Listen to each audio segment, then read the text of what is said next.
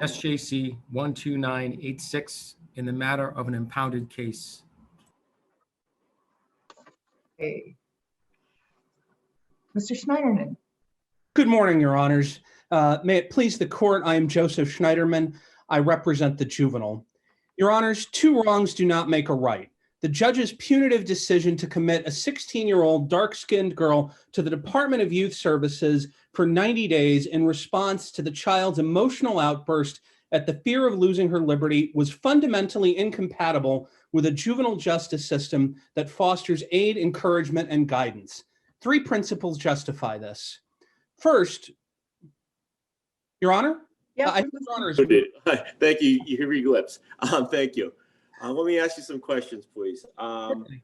You, in your brief, you concede, I think appropriately, that contempt is possible, and you cite Chief Justice Ireland's book for that proposition, as well as Rule 1, the scope of the criminal rules apply, correct? So it's possible, correct?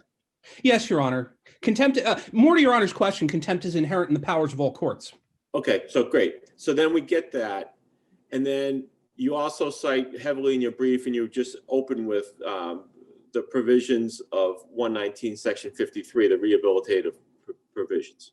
Now, the rubber meets the road in this case is where do those conflict? And that's how you open is there's a conflict between those two provisions, control in the courtroom and the rehabilitation of 53. Where do you draw the lines? Because the conduct of this juvenile was certainly, as you say, wrong and not appropriate for courtroom. So what was the judge to do in your view? Your Honor, I'm glad you asked me that, because what should have happened in this case was the whole situation should have been de-escalated. The judge should have come off the bench, called a 10 or 15-minute recess, however long it was, sent my client off with her trial counsel to cool off. Everything just should have been de-escalated. I actually would like to go back a little bit in Your Honor's question. I think that Section 53 and the court's inherent powers here can very much be harmonized in recognizing that, yes, the juvenile's conduct was inappropriate, but both in the decision to hold the juvenile in summary contempt and in fashioning a disposition, the court has to consider the juvenile as a juvenile and make juvenile-specific findings. Right, I'm going to get to that, but I still want to get to, it's possible for a juvenile to be held in contempt, and there's got to be conduct which is so beyond the pale that a judge can do that. And I get your point about de-escalation, and having been a trial judge, there have been days where I probably should have taken that advice, but I didn't, given the spur of the moment. So where do we draw the line between what was said in this, because this is going to be guidance for every juvenile judge. And we have some outrageous accusations leveled by the juvenile against the judge. So where do we tell the juvenile judges, this is where you don't hold them in contempt and this is where you do? How do we fashion this opinion to say where that line is? I think, Your Honor, the line has to be beyond words. I realize words are inappropriate here. Words require a response, but the conduct must be something more. Assaulting a court officer, flinging an object into the well, something that might otherwise be criminal or does not have the hallmarks of... What about hate speech directed at a judge? Such as the juvenile's invective, Your Honor? I'm not sure I follow. Right, no, you said beyond words. What if it's hate speech directed at a judge?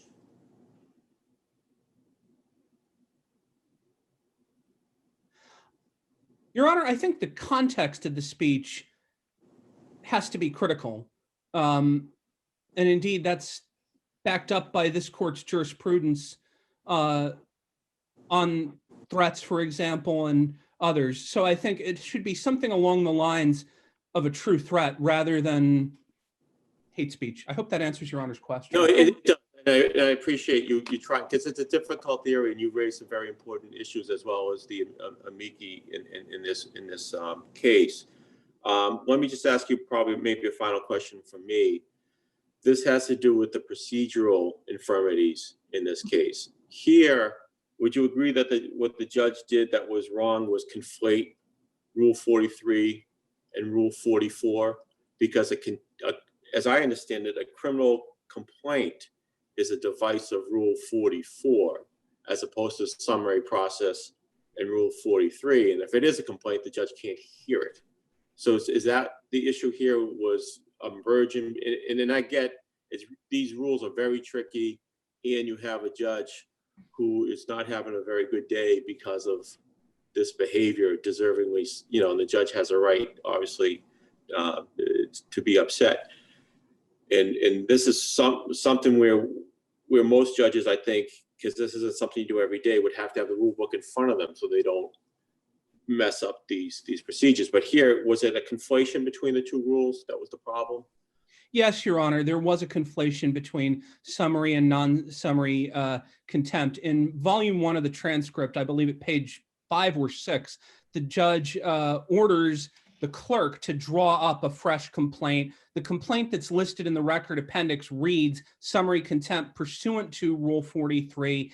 If a judge is to just draw up a complaint, the judge commits to proceeding under Rule 44. And I appreciate Your Honor's concern that the rules are arcane, the rules are tricky, the differences can be confusing. So yes, to Your Honor's question, the judge committed to proceeding in the usual course by ordering the drawing up of a complaint, and because the conjunctive requirements of Rule 43 just weren't met.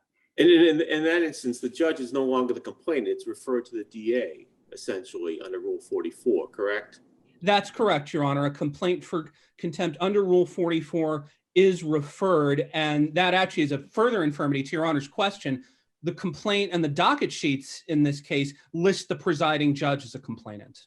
Because the judge under Rule 43, if they actually want to give you more than 90 days, they go to Rule 44. Yes, Your Honor. Both rules read shall. Shall is a mandatory command when it comes to liberty interests. Thank you, Mr. Chairman. Those are all the questions I have. Okay, I have some questions. First, Mr. Scheiderman, I enjoyed reading your brief. I thought it was very good. Thank you. Can you explain a little bit more, just briefly, about how this sentence constituted dead time? Your Honor, I'm very glad Your Honor asked me that, because the sentence was dead time because the juvenile initially was committed as though she had been adjudicated after a full-blown delinquency trial. Counsel for the Department of Youth Services, to her infinite credit, flagged the minimus when she saw it, and thereafter went back to court about a month after the juvenile said what she said and asked that it be converted to a stipulation without bail because DYS just does not recognize a determinate time frame, I'm sorry, that's a tongue twister. A determinate time frame of 90 days. Time at DYS is indeterminate. It's X number of months with a top and a bottom, like how in the Superior Court, a state prison sentence has a minimum term of years and a maximum term of years. More to Your Honor's question, I apologize if I'm dancing around this. The juvenile had no access to treatment. Because she was treated as a pretrial detainee, the presumption of innocence kicks in here, and she had no access to treatment. Indeed, at volume 3, the judge asks my client, what's going on at DYS? She's going to class. She sometimes sees the clinician, but that's it. It is effectively literal and figurative dead time. And that actually leads into one of my points, which is if a finding of summary contempt is indeed appropriate, to Justice Gaziano's questions, a secure commitment must be the absolute last resort only when there is an express finding that there is no other adequate means to both vindicate the integrity of the court and to foster aid, encouragement, and guidance for the juvenile. The other problem with this that I see, that I think you brought out, is that this stipulation, there was really nothing stipulated to. It was just, it seemed somewhat pro forma. There was nothing that the juvenile, no colloquy, none of the things that Justice Smith would have wanted in a stipulated trial of any sort or hearing. So I guess my question is, and then that leads into the bail issue. So we end up in this situation where there's a dollar bail. How often does the DCF how often does the Commonwealth look for a dollar bail? I mean, how big of a problem is this for juveniles? Your Honor, I'm sorry, Your Honor, I didn't mean to No, interrupt. I'm done. Oh, thank you, Your Honor. Your Honor, working backwards for Your Honor's question, dollar bail is effectively a detention order for a juvenile. I'm not certain how often the Commonwealth actually seeks $1 bail, but certainly when this issue was before this court in May of 2018, that was a serious problem then, that judges or that the Commonwealth would seek $1 bail, and the $1 would effectively operate as a detention order. As the amici have pointed out, anyone can post bail, but a juvenile is not suited to do that.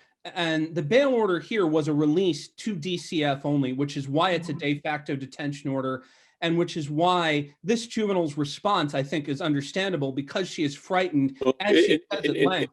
In fairness to the judge, she had run away twice and cut off a GPS, right? Yes, Your Honor, that's correct.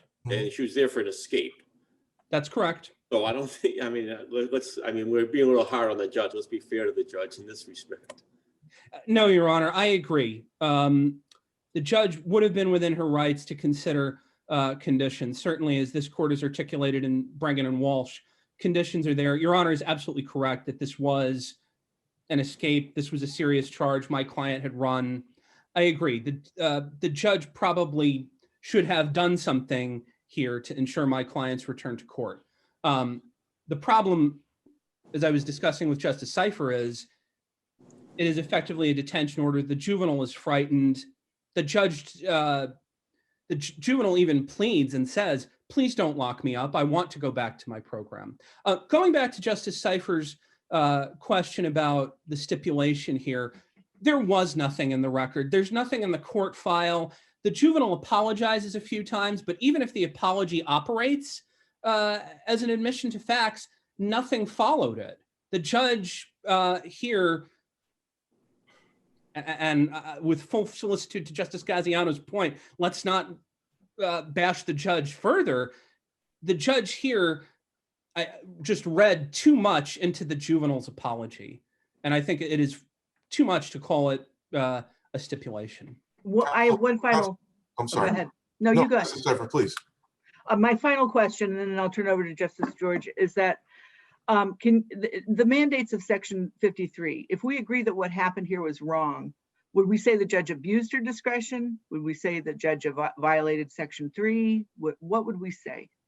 Your Honor, I think it's both. The judge committed an error of law and abused her discretion in that she operated far beyond the bounds of reasonable alternatives in not just holding the juvenile in contempt, but not considering the juvenile as a juvenile in fashioning a disposition. Okay. So I think it's both, Your Honor. Thank you. Your Honor. Counsel, thank you. I have one thing that troubled me about your brief. You threw into your brief as a bit of a throwaway this issue of young Black females being treated, or just generally, as in the perception as being adults, and that you seem to suggest or infer that that was what was working in the judge's decision as part of this contempt finding. Is that what you were suggesting? And if you were, what do you base that on? Your Honor, I was suggesting that there was a grave risk of implicit bias here in light of my client's race and background. I hear what you're saying, but I guess that's an incredibly important grenade to be throwing. And other than just kind of throwing that out, that it might have been working here, as opposed to some of the pretty egregious conduct that I think you concede was done. Because the reason why I'm mentioning that to you is, Justice Gaziano asked you, where do we draw the line? And in initially answering that question, you seem to draw a line between words and deeds. And so again, in giving some guidance to just juvenile court judges or any judges, are we supposed to say now that in this case, that was a factor that was at play? Chief Justice Butt, may I answer that, please? Yes, please. Thank you. Your Honor, I agree that there should be a distinction between words and deeds. I think to Your Honor's question about guidance, as I suggested to Justice Gaziano, context is critical, and the judge has to consider and should not, a judge must be solicitous of who is before the court and why. And I think the who is before the court is my client. She is there because she has allegedly violated the conditions of release. It is a uniquely stressful scenario,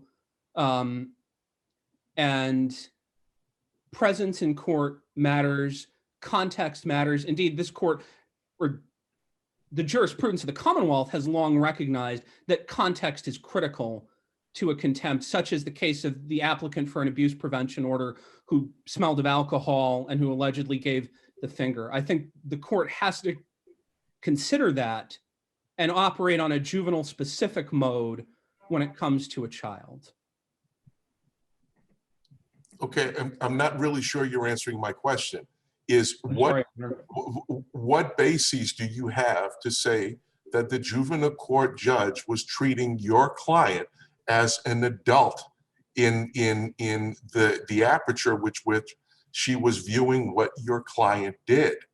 That's what I'm getting at, is because that's an incredibly charged allegation to make. And you do it in your brief as kind of a throwaway. And I'm concerned about that, because to get Justice Gaziano's point, if there's a basis to say that the judge either abused her discretion or misapplied the law, that's one thing. But to say that you are now jumping into the judge's mind and that you're looking out of her eyes and saying she's looking at your client because she's Black as an adult, I just want to know where do you get that? Your Honor, I apologize if I sounded like I was having Delphic perception into the judge's mind. Certainly not. I don't know what was in the judge's mind that day. I don't think we can know what was in the judge's mind. I think a careful review, though, of the transcript and of the judge's response suggests adultification, which was the judge said, "I find your conduct of calling me a dumb white bitch to be contemptuous," which I think was highly inappropriate here. The words, not the articulation. No.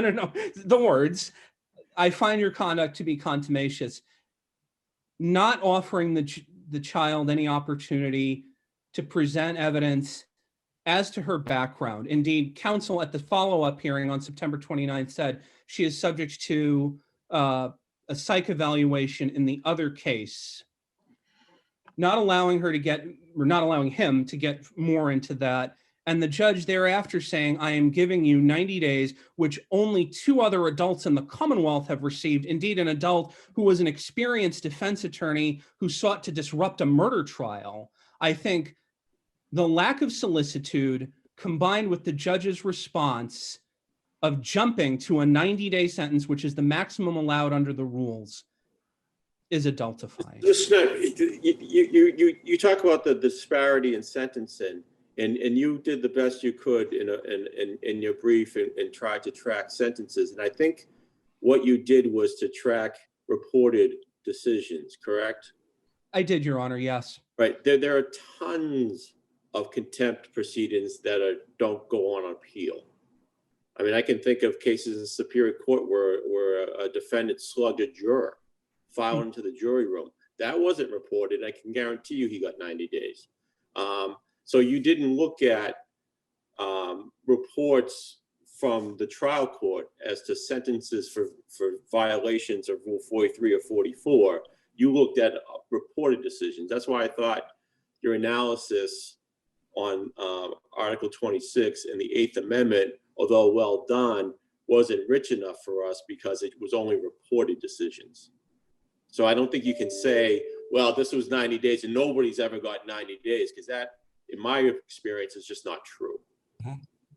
Your Honor, I appreciate that that may have been an overstatement. I think I'm hampered by, obviously, juvenile proceedings are impounded. I am anecdotally aware from speaking to other trial attorneys, though, that this judge's response was extreme. 2 other juveniles who were held in summary contempt elsewhere. Oh, I'm not disagreeing you that she gave her the max. Okay. And it was relatively harsh. Can I follow up on that? Because to me, this seems like a classic Rule 43 case. There may have been some errors, but the contempt is obvious. It's right in front of the judge. It's tape recorded. There's whether the stipulation was sort of murky or not. This is a permissible Rule 43 contempt, except for the length, isn't? I mean, if she had given her 1 day, we wouldn't be here. If she'd given her 2 days, a week, I just, how do we decide that that's an abuse of discretion or unconstitutional? I'm just, because all the other stuff to me seems to be sort of, you know, from Justice Gaziano's terms yesterday, you know, deck chairs on the Titanic. This is really the issue, right? It's the length. This is a perfectly appropriate case to hold someone in contempt under Rule 43. It's just how long.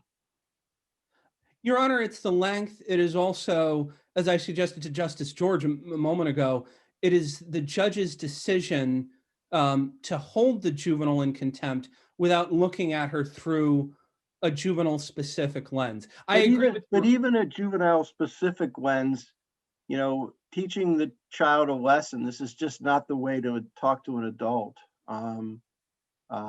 any adult. And I feel like that can be part of the education process for the child too. But it's just, to me, this is all about length, and I just don't know how to deal with that.